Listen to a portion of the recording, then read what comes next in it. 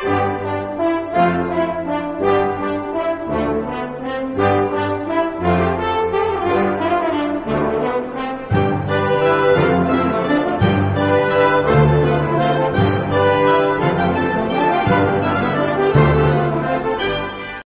watch enthusiasts. Now today I have a slightly different video and slightly more loosely based video. And this is a video covering watches which I've seen released recently and which have really caught my attention in terms of design and technology.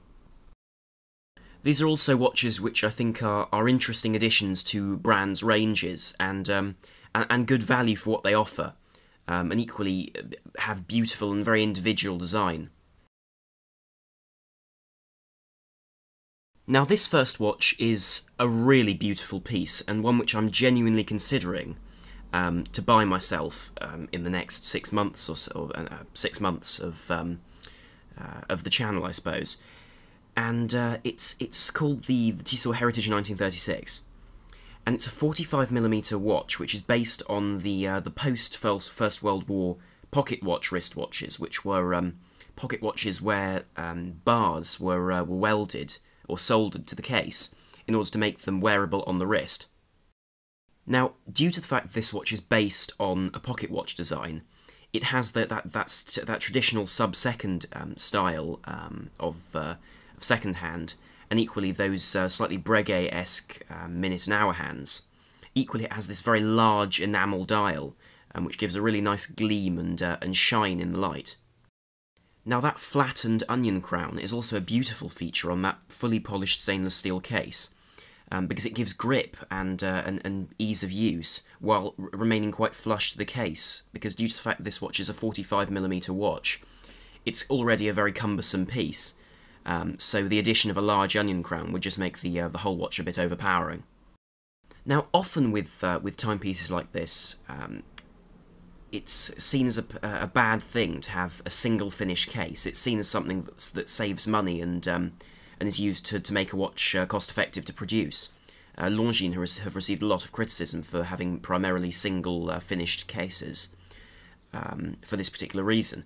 But in this case I think it's perfectly justifiable having the whole watch in a polished finish, because of course pocket watches were always polished, or pretty much always fully polished. And back then the majority of watches were all polished as well, rather than being brushed. So actually it's more authentic to give this watch this finished finish. Now Tissot do also make the new the ladies version of this watch, which is the 36mm piece and has the seconds moved to a more central position on the dial. Still a sub-second dial, but moved closer to the centre and on that central part of the dial. Now, this is less authentic, I think, in terms of a pocket watch design, but more authentic in terms of original sizing and the classic sizing of the era. So I think that either watch could be worn by a man. It wouldn't really make any difference in terms of them being men's or women's watches. I think they're basically unisex watches. Of course, that crown does become larger in proportion to the case, because it's the same sized crown. The only criticism I would have of this watch is the cream strap. Now the cream strap is, I think, too light for this dial. I think having a white dial and then a slightly off-white strap means that they clash, I find. Whereas if you had a white strap that matched the dial, that would work, but equally a brown or a black strap to contrast the dial would work better. Now one thing to point out with this watch is the fact that the lug bars are soldered single-piece lugs, so as a result you can't put a non-straight-through strap, so you can't put a strap that's not a NATO or a Zulu-style leather strap. Now in my opinion, the most wonderful thing about the design of this watch is the case back. Now it has a hunter-style case back, which is a feature which is often seen on pocket watches, but rarely seen on wristwatches. This is where the exhibition case back is actually protected by a second hinged metal case back, in this case steel. Often in pocket watches this was engraved on the inside with something meaningful, but in this case it's merely a means of protection.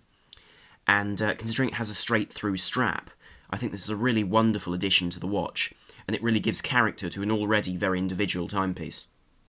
Now, behind that exhibition case back, behind that hunter case, there's a Unitas 6498 movement, which is a manually wound sub-second movement.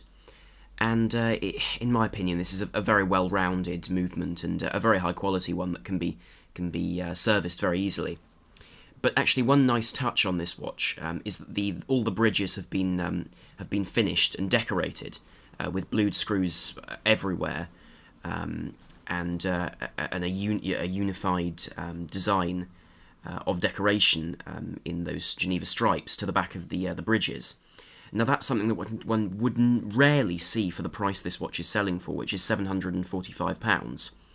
Which I think really is a fantastic price for such a historic timepiece. Now, what I find most interesting about this watch is the origin of this design. Now, this design was, as I've said, a pocket watch design originally, but it was made as a result of the need for wristwatches at war.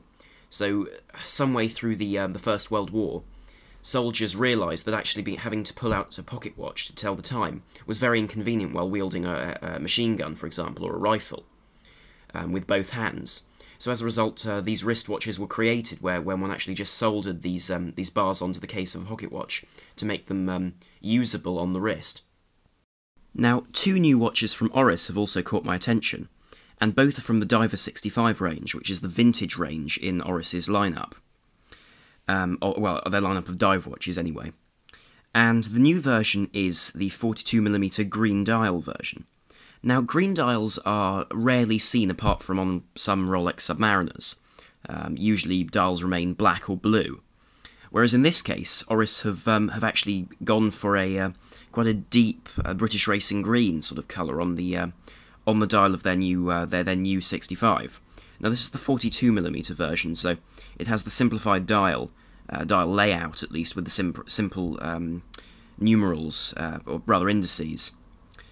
Equally, it has a new second track along the edge, which is also in that cream colour which the lume is, thus adding to the vintage vibe of this watch.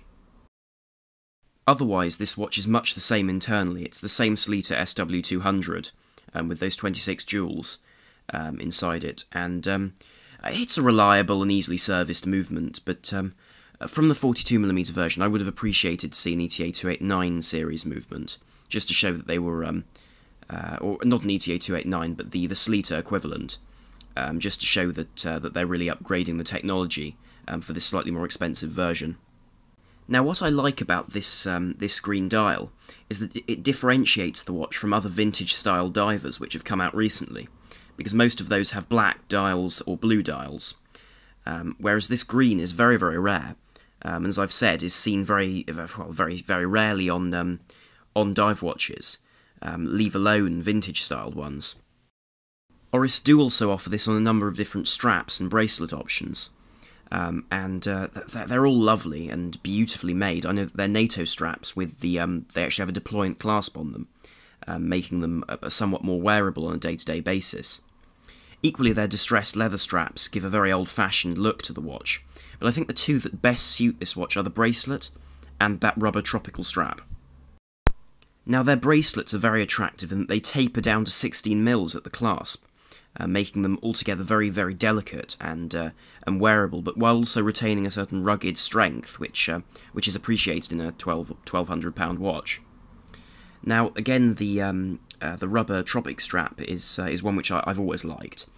It's a very simple tropical strap, but it's made of very high quality rubber, and does complement the fact that this watch is meant to be a slightly more playful take on the vintage dive watch.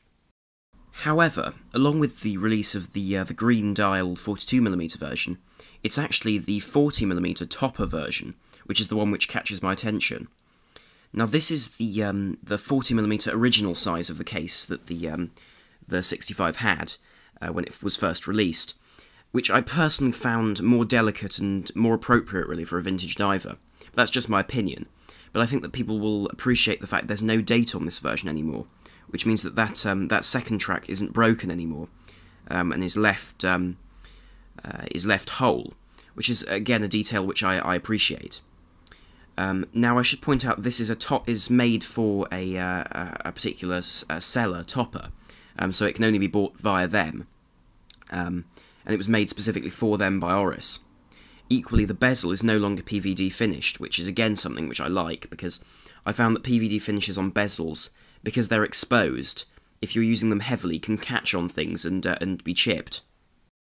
Another detail which I appreciate is the fact that the little vintage aged loom tab on the end of the second hand matches the pip at 12 o'clock, which is again a nice detail.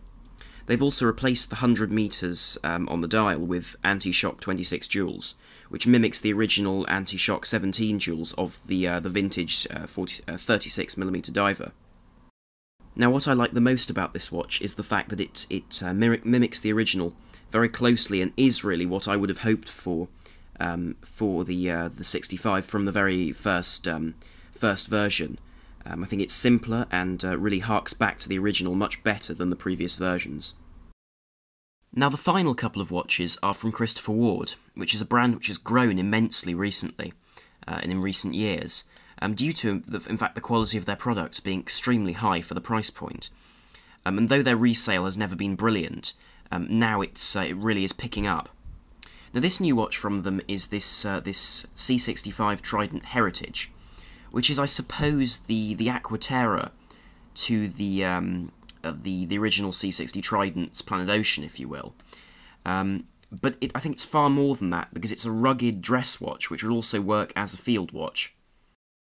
Now, Christopher Ward released two C65s.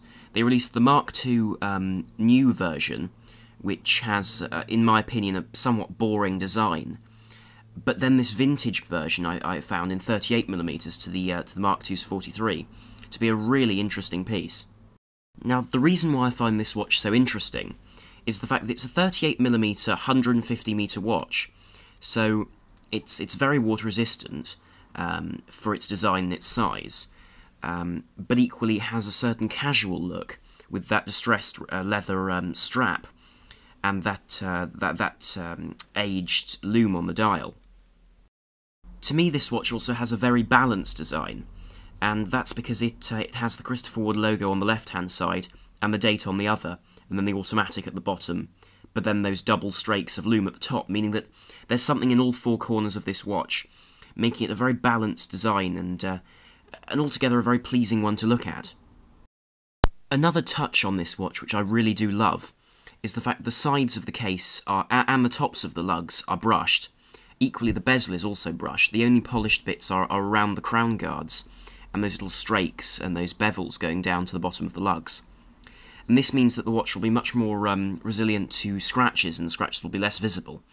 And equally, that domed sapphire crystal really does draw the eye to the dial. Equally, that brushed bezel protects the edges of the domed crystal rather well, making this watch quite a nice dress watch, but also giving it a rugged field sort of vibe. Now, the case back of this watch is just a simple closed case back, and inside it has an undecorated Sellita SW200 or ETA 2824. And for the asking price of £539, I think that's perfectly reasonable. Now, of course, an open case back is nice, but if it's either being able to see an unfinished, an undecorated movement, or having an extra, 150 metres of water resistance, I'd choose the water resistance any day, simply because it goes with the rest of the watch, goes with that rugged dress watch sort of air that this watch exudes. And equally, it's made of marine-grade stainless steel, which is again a nice feature, so it's corrosion-resistant, more corrosion-resistant than normal stainless steel.